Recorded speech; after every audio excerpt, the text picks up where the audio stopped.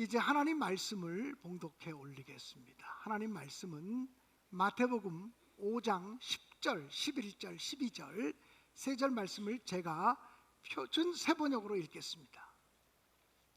의를 위하여 박해를 받는 사람은 복이 있다. 하늘나라가 그들의 것이다. 너희가 나 때문에 모욕을 당하고 박해를 받고 터무니없는 말로 온갖 비난을 받으면 너희에게 복이 있다. 너희는 기뻐하고 즐거워하여라. 하늘에서 받을 너희의 상이 크기 때문이다.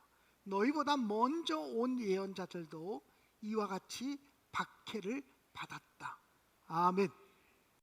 사랑하는 여러분, 지난 한 주간 동안 여러분 평화를 위해서 사셨습니까? 평화를 만들어내는 삶을 사셨습니까?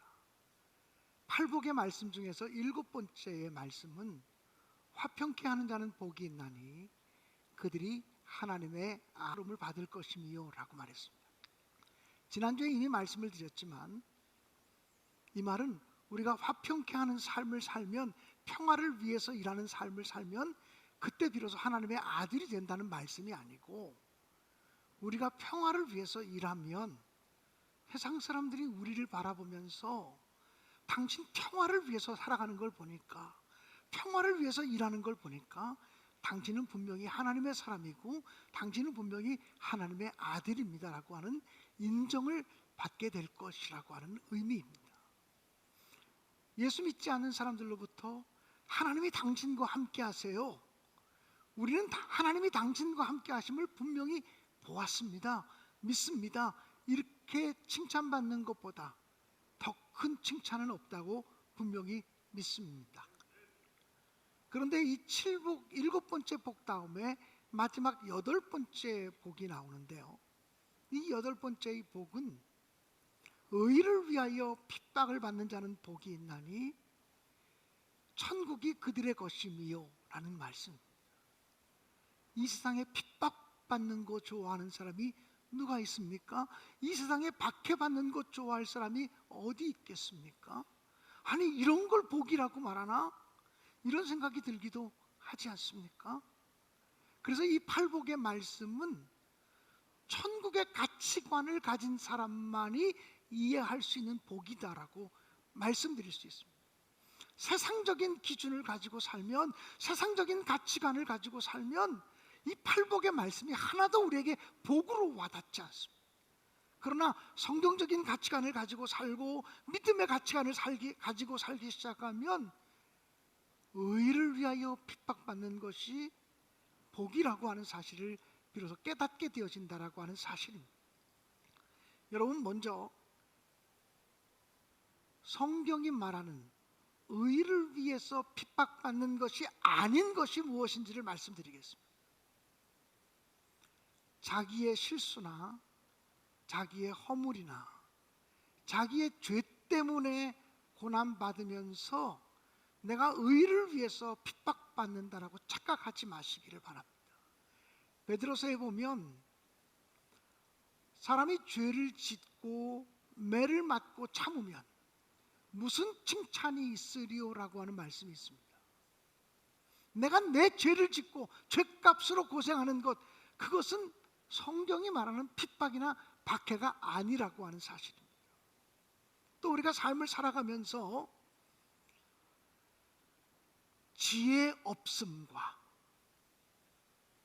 그리고 광신적인 믿음 때문에 받는 핍박과 고난도 성경적인 의미의 핍박과 박해가 아니라고 하는 사실을 기억하시면 좋겠습니다.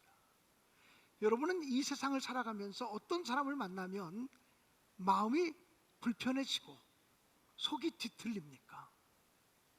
저는 이 세상을 살아가면서 매너 없는 사람을 만나면 마음이 불편해지는 경우들을 경험하곤 합니다. 그 사람이 예수를 믿는 사람이든 예수를 안 믿는 사람이든, 교회를 다니는 사람이건 교회를 다니지 않는 사람이건과 상관없이 사람이 가져야 될 기본적인 매너를 가지고 있지 못하면 그런 사람과 만나서 이야기하고 그런 사람과 만나서 함께 일을 도모하는 것이 매우 힘들다라고 하는 생각을 갖게 됩니다. 아마 여러분도 마찬가지일 거라는 생각을 갖습니다. 그래서 우리 그리스도인들은 이 세상을 살아갈 때에 지혜가 필요합니다. 예수님은 제자들을 전도대로 파송하면서 이렇게 말씀하셨습니다. 이 세상이 너무나 악하니 너희가 뱀처럼 지혜롭고 비둘기처럼 순결해야 된다라고 말했습니다. 주님은 우리에게 뱀처럼 지혜로우라고 말하고 있습니다. 아니, 우리는 성경에서 뱀을 사단의 상징처럼 사용하는 짐승인데 뱀처럼 지혜로운 말씀을 읽을 때 좀 마음이 편하지 않습니다. 뱀처럼 지혜롭다는 말은 무슨 말인가? 물론 고대 세계에서는, 헬라 문화권 속에서는 뱀을 지혜의 상징으로 알았고 치료의 상징으로 알았습니다. 그래서 병원 같은 데 보면 뱀 그림이 그려져 있는 것을 보게 됩니다. 그런 문화권적인 이해들이 성경 속에 들어온 것이기도 하지만 뱀처럼 지혜로우라고 하는 말씀은 이런 의미이기도 합니다. 지혜는 악한 자들을 통해서 배우라는 말입니다. 여러분, 우리가 성경에 오른손이 하는 일을 왼손이 모르게 은밀하게 선을 베풀라는 말씀이 있습니다. 그래, 내가 정말 남들 모르게 은밀하게 선을 베풀어야지, 이렇게 선행을 계획할 때의 철저함과 악한 사람들이 은행을 털기 위해서 계획을 세울 때의 철저함, 어떤 사람이 더 철저하게 준비하고 계획을 세울 것 같습니까? 선을 행하기 위해서 은밀하게 하는 계획과 악한 일을 도모하기 위해서 아무도 모르게 들키지 않아야 되니까 은밀하게 어떤 계획을 세울 때 어떤 사람이 더 철저하겠어요? 두말할 것도 없이 악한 사람들이 훨씬 준비를 철저히 합니다. 그러므로 우리는 준비를 철저히 하고 흐트러짐이 없게 하는 모습들을, 빈틈없이 사람을 대하는 모습들을 악한 자들을 통해서 배우라는 의미에서 뱀처럼 지혜로우라고 하는 말씀을 전해주고 있는 것입니다. 우리가 뱀처럼 지혜롭지 않으면 이 세상 속에서 신앙의 순결성을 지켜나가지 못할 때가 많아요. 괜히 부딪히지 않아도 될 사람과 부딪힐 필요가 뭐 있습니까?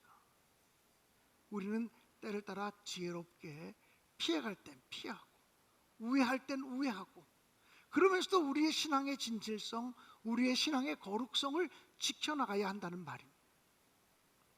여러분, 예수 믿는 사람들은 예수 믿지 않는 사람보다 지혜로워야 되지만 또 예수 믿는 사람들은 예수 믿지 않는 사람보다 훨씬 더 품이 있고 매너가 있어야 됩니다. 예전에 부산에서 어떤 스님인가 봅니다. 지하철역에서 방석을 하나 깔아놓고는 시주를 받고 있었습니다. 뒤에 시주통이 있었어요. 그리고 눈을 감고 이렇게 가부좌를 들고 앉아 있는데 그 옆을 어떤 기독교인, 약간 광신적인 믿음을 가지고 있는 기독교인이 지나가고 있었습니다. 이 사람의 손에는 아주 너무 오랫동안 성경을 봐서 낡은 성경책이 한 권 가슴에 있었어요. 그 사람이 무슨 생각이 들었는지 가부좌를 들고 앉아서 기도하고 있는 스님의 머리 위에 손을 얹고 안수 기도를 했습니다. 이 사진이 찍혔어요. 그래서 인터넷 여기저기 돌아다닌 적이 있습니다. 여러분은 그런 사람을 보면서 야, 이 사람 믿음 대단하다, 이런 사람의 믿음을 본받아야 돼, 이렇게 느낍니까? 목사인 저는 불편합니다.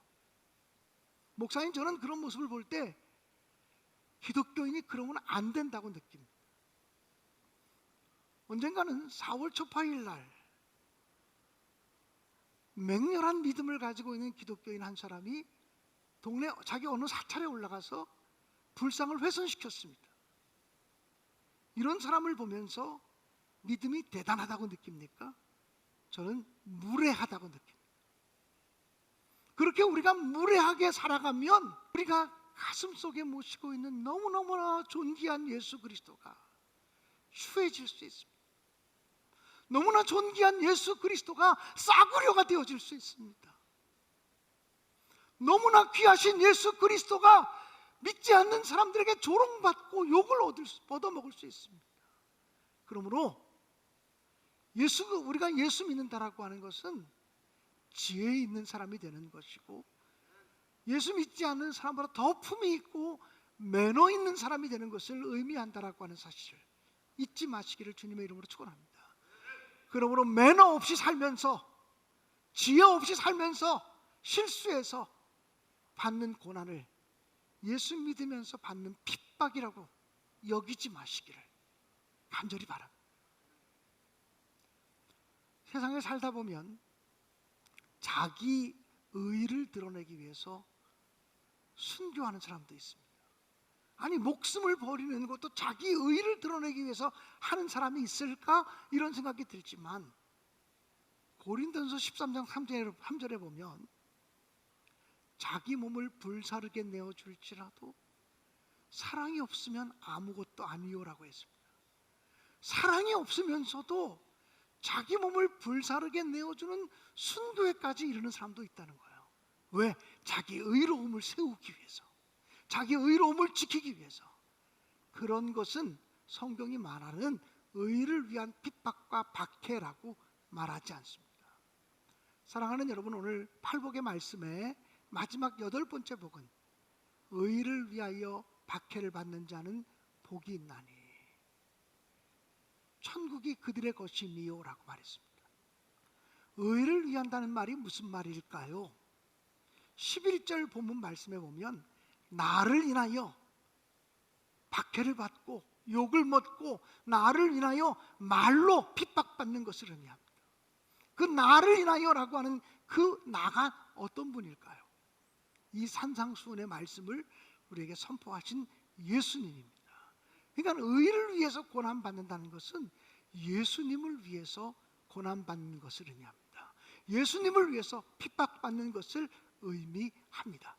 우리는 지금 핍박과 박해를 받지 않고 있는 시대에 신앙생활을 하고 있습니다. 그러나 기독교 복음이 처음 시작했을 때 이 믿음을 지키는 사람들은 예수를 믿기 위해서 목숨을 걸어야 했습니다. 예수를 믿으면 붙잡혀가서 감옥에 가기도 하고 고문을 당하기도 하고 추방당하기도 하는 고통을 감당해야만 했었습니다. 사랑하는 여러분, 우리에까지 전달되어진 이 복음은 그런 핍박과 고난과 박해와 역경을 이기고 여기까지 살아 움직인 복음입니다. 왜냐하면 그 복음은 생명력이 있는 말씀에 근거하고 있기 때문에 그런 것입니다. 사랑하는 여러분, 의를 위하여, 즉 예수님을 위해서 핍박받고 고난받는 사람들은 복이 있다. 어떤 복이 있다고 말합니까? 천국이 그들의 것이며. 천국이 그들의 것이며라고 하는 말은 헬라어 원문에 보면 현재형으로 기록이 되어져 있습니다. 장차 천국을 가게 될 것이요, 장차 천국을 차지하게 될 것이요 라는 말씀이 아니고 의를 위해서 핍박받는 그 자리에서 천국을 경험하게 된다는 것입니다. 핍박받으면 고난이고 환난이고 역경이고 너무나 괴로울 텐데 어떻게 그 자리가 천국이 되어질 수 있겠습니까? 이것은 주님을 위해서 고난을 당해본 사람만이 경험할 수 있는 축복이고 특권이고 능력인 것입니다. 저도 38년 동안 목회를 해왔는데 제 지나온 목회를 이렇게 돌이켜보면 제가 지혜가 없기 때문에, 제가 잘못된 판단을 했기 때문에, 제가 실수했기 때문에 고난을 당했던 적도 많이 있습니다. 그래서 이런 부분에 대해서 목사로서 정말 늘 회개하는 마음을 갖습니다. 지도자인 목사가 바르게 판단하지 못하면 바르게 분별하지 못하면 성도들이 함께 고생할 수 있다는 생각을 하기 때문에 너무나 무거운 마음을 가지고 목회할 때도 있습니다. 그런데 지나온 저의 삶을 돌이켜보면 하나님이 가장 나와 함께 하셔서 내 삶 속에 평화가 넘쳐났던 때가 언제인가 돌이켜보면 제 어릴 때로 돌아가면 제 아버지가 중풍으로 쓰러지셔서 잘 움직이지도 못하는 몸으로 저희 집에 누워있을 때가 우리 가정은 천국이었습니다. 이해가 안 되잖아요? 육신의 질병으로 우리 아버지가 고통받고 누워있을 그때가 우리 가정은 하루도 웃음꽃이 떠나지 않는 천국의 삶이었습니다. 왜냐하면 아버지가 그때 예수를 주님으로 영접하고 그때 우리 가정에서 찬송이 멈춰지지 않았기 때문입니다. 우리 가족들을 물어보면 다 그렇게 얘기합니다. 우리 형제들에게 물어보면 그때가 얼마나 재밌고 얼마나 감사하고 얼마나 은혜로웠는지 모른다고 고백합니다. 이것은 신앙 안에서 누리는 기쁨은 세상의 기쁨과 다르다는 것입니다. 제가 지나온 삶을 반추해 보면 내가 가장 힘들고 어려웠을 때, 내가 큰 고난을 당했을 때, 죽을 만큼 힘들었을 때 돌이켜보면 그때가 하나님의 임재를 가장 강하게 경험하며 하나님의 능력과 사랑으로 충만해졌던 시간이라고 하는 사실을 저는 주저없이 고백할 수 있습니다. 하나님을 위해서 일했음에도 불구하고 오해를 받을 때, 주님을 위해서 헌신했음에도 불구하고 욕을 얻어먹을 때, 주님을 위해서 희생하고 헌신했음에도 불구하고 정당한 평가를 받지 못했을 때, 그때가 육신적으로는 굉장히 힘들지만 하나님의 임재를 가장 강하게 느끼면서 세상이 줄 수 없는 평안과 위로가 넘쳐났던 시간이라고 하는 사실을 아주 명백하게 저는 고백할 수 있습니다. 사랑하는 여러분, 그렇기 때문에 천국이 저희 것이며 라고 하는 이 말씀은 주님의 고난에 동참하는 자들은 현재 자기의 삶 속에서 천국을 경험하고 천국의 기쁨을 누릴 수 있다고 하는 말씀인 것입니다. 제가 대학교 다닐 때 리차드 범브란트 목사님의 책을 읽은 적이 있습니다. 그러니까는 아마 한 79년도 그때 읽었던 책이었던 것 같아요. 리차드 범브란트 목사님의 책을 읽었는데 지금부터 책 읽은 지가 한 44년 전 얘기니까 문맥이 다 기억나진 않지만 그분은 루마니아가 공산화되어질 때 목사이고 예수 믿는 사람이기 때문에 붙잡혀 가서 옥살이하게 되었고 14년 동안을 온갖 고문을 다 받았고 강제 노동의 현장에서 온갖 죽을 고비를 다 넘겼던 사람이었습니다. 근데 그 리차드 범브란트 목사님이 14년 만에 그 감옥에서 나오게 됐어요. 서방 세계에서 리차드 범브란트 목사님을 석방하라고 하는 그런 압력들을 계속 가했기 때문에 루마니아 정부가 결국은 감당하지 못하고 이 범브란트 목사님을 내어놓게 되었어요. 여러분, 14년 동안 고문당하고 강제 노동하고 그런 속에 살다가 옥에서 나올 때 그 기쁨이 어떤 기쁨이었을까요? 얼마나 기쁠까요? 얼마나 감사할까요? 그런데 그 리차드 범브란트 목사님의 책을 보니까 이런 내용이 기록이 되어져 있어요. 푸른 초장에 머물다가 광야로 나오는 기분이었다.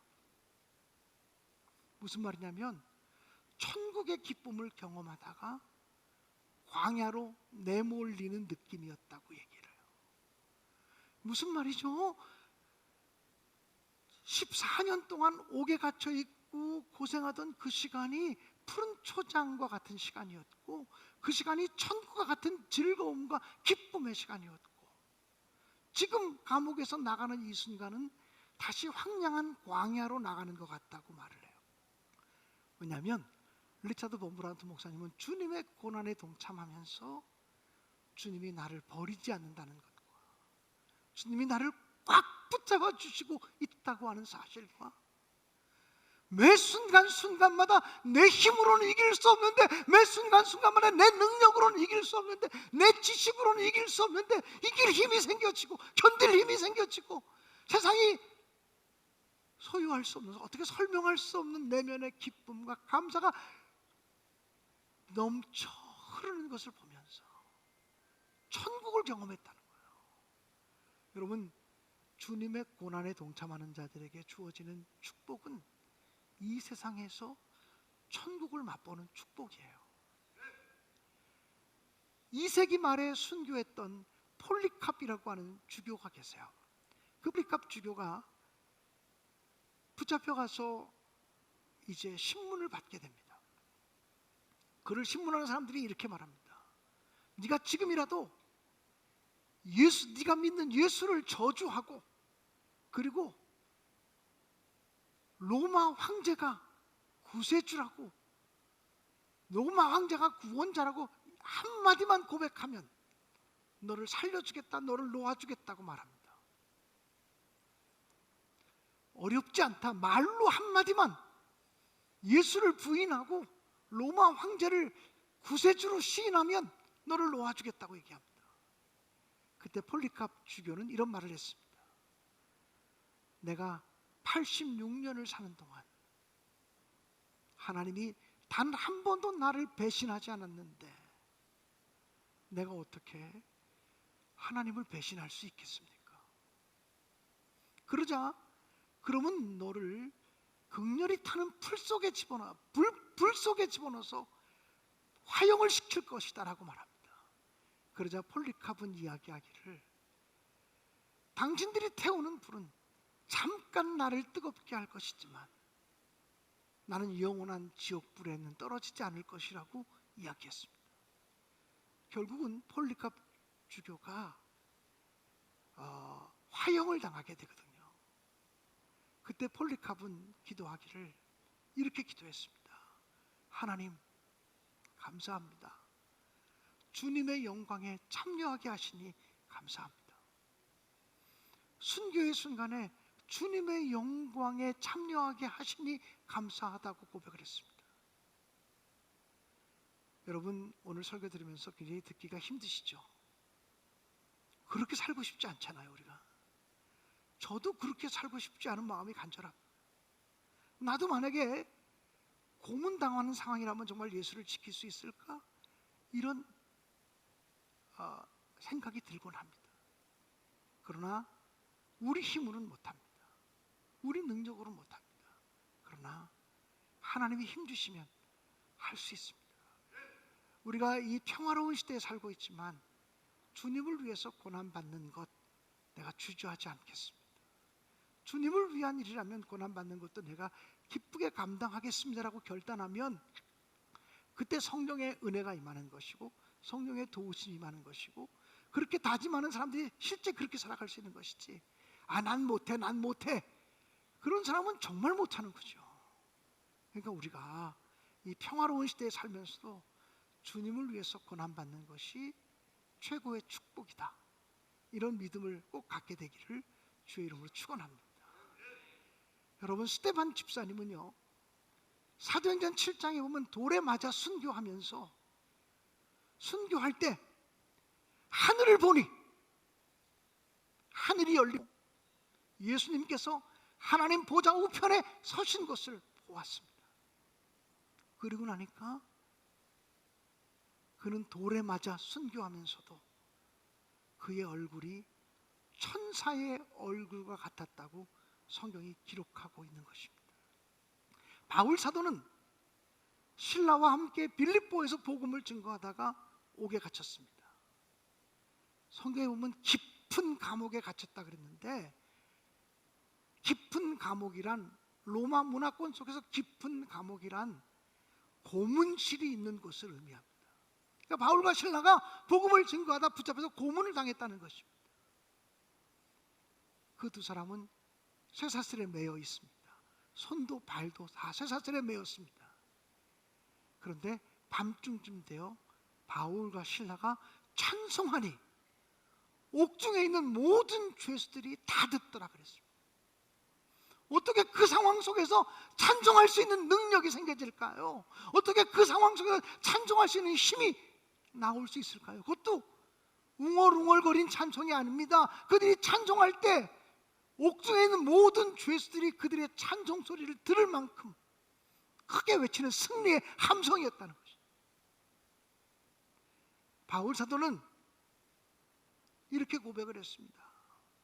그리스도 예수에 남아있는 고난이 있다면 주님의 남아있는 고난을 주님의 몸된 교회를 위해서 내 육체에 채우기를 원하노라. 주님의 남아있는 고난이 있다면 그 고난을 제가 감당하고 싶습니다. 주님의 고난에 동참하는 것이 최고 축복이요, 주님의 고난에 동참하는 것이 최고 영광이요, 주님의 고난에 동참하는 것이 천국을 경험하는 삶이라고 하는 것을 깨닫고 있었기에 주님의 남은 고난이 있다면 나의 육체에 채우기를 원한다고 고백을 했습니다.